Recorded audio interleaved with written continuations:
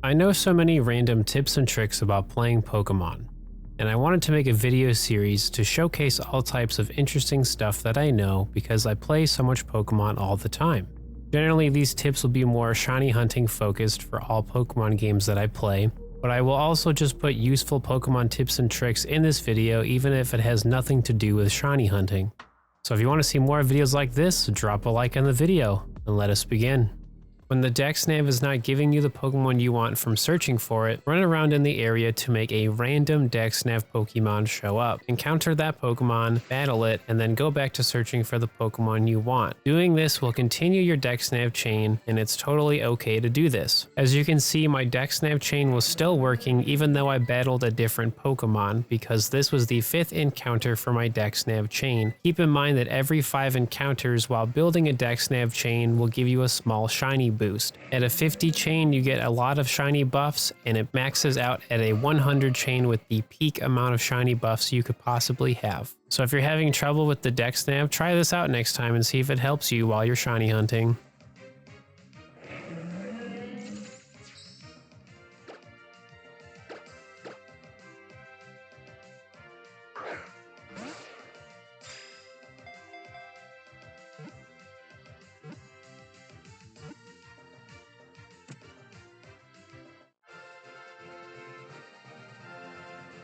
When going through the Ultra Space wormhole, you can actually do literally nothing and still find a shiny Pokemon. I've done this a bunch of times over the years, and it's actually kind of funny that this works, because normally what you should do is go as far as you can in Ultra Space to get more light years, which helps you with getting better shiny odds for a shiny Pokemon. If you want to be really lazy with shiny hunting, for sure try this out. This only works for the wild Ultra Space Pokemon encounters. This will not work for Ultra Beast or legendary Pokemon. Make sure you change your controls to the circle pad at the Game Freak office in Hee Hee City before trying this out.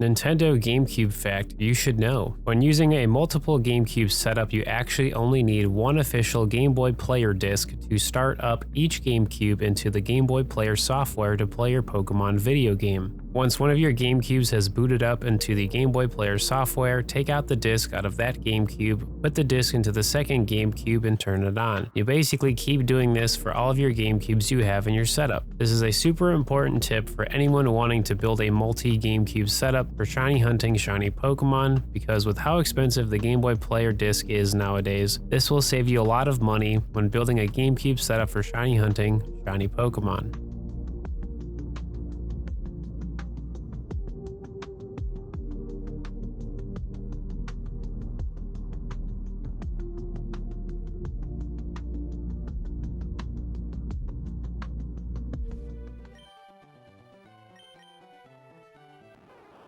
Dude, what? No way, that's on the leaf green. Oh, that's on the leaf green copy. When you max out a Dexnav search level for a Pokemon, that is basically a permanent shiny boost for that Pokemon anytime you use the Dexnav for that Pokemon. Basically meaning that going forward, you will always start at max shiny odds for that Pokemon. This is a really important tip because if you want duplicate shiny Pokemon, getting that search level maxed out is super useful for adding even more shiny Pokemon to your collection. The base shiny odds when you max out a search level for a Pokemon when you use the Dexnav is the following: 1 out of 476. With a shiny charm, it's 1 out of 173. Something to remember that when you max out a search level for a Pokemon, anytime you Dexnav that Pokemon, that is the starting shiny odds. So it being a permanent shiny buff on top of the fact if you know how to Dexnav chain, your shiny odds can get even better. The best way to increase the search level for the Dexnav is to use Pokemon Hordes as a way to increase the search level by 5. Have a Pokemon with Sweet Scent in your party and use it to make a Pokemon Horde show up. Once you see the Pokemon Horde, just run away and start another encounter. You do not have to battle the Pokemon, run away. That's it. This is the best thing you can do to prevent a legendary Pokemon from struggling. Bring a Trevenant with the ability Harvest and the moves Skill Swap and Trick. Also make sure it's holding a Lepaberry. Have the Trevenant in the battle. Use Skill Swap to give the legendary Pokemon the Harvest ability.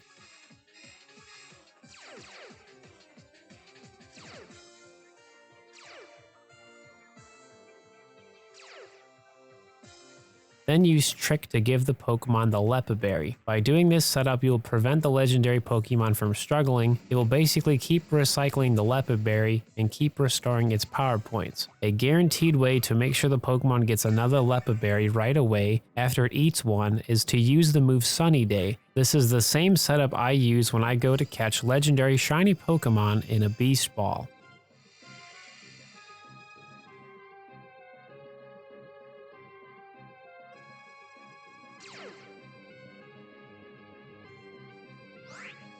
In Pokemon X and Y, if you use Sweet Scent to make a Pokemon Horde show up, it will fail if it's raining. This is really annoying because there are a lot of cool shiny Pokemon to find in Pokemon X and Y, specifically from Pokemon Hordes. So when it's raining, go do something else until the rain goes away.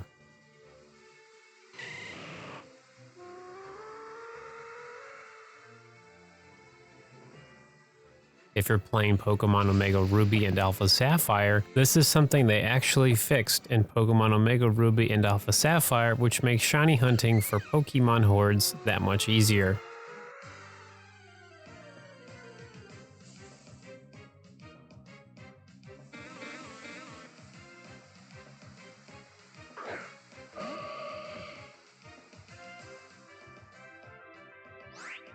So I've got this question over the years of how to fix this problem when using the Poké Radar in Pokemon X and Y. So let's make it really clear so you understand. If you walk into the grass with your roller skates on and try to use the Poké Radar, it's going to fail, like nothing happens. You have to get off your roller skates to make the Poké Radar work in the grass in the first place. When using the Poké Radar, you cannot use the circle pad to control your character. You have to use the directional pad buttons to control your character the entire time you are using the Poké Radar to find a shiny Pokemon. So if you've ever had this problem before, that's why it keeps failing. It's because you have the roller skates on.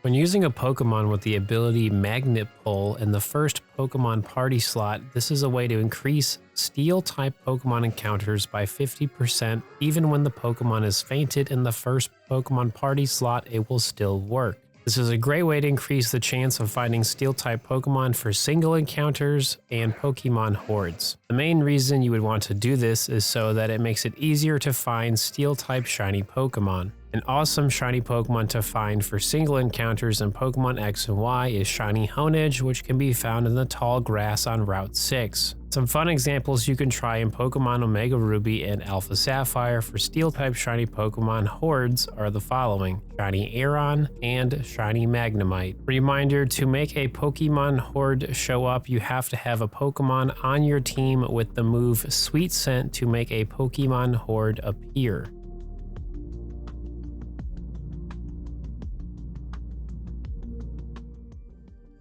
Thanks for watching today's video. Like I said earlier in this video, my goal with this series is just to have a way to talk about all types of useful tips for playing Pokemon video games since I play so many of them. So if you enjoyed this video, make sure you subscribe because I got plenty more tips and tricks I'd love to talk about in future videos.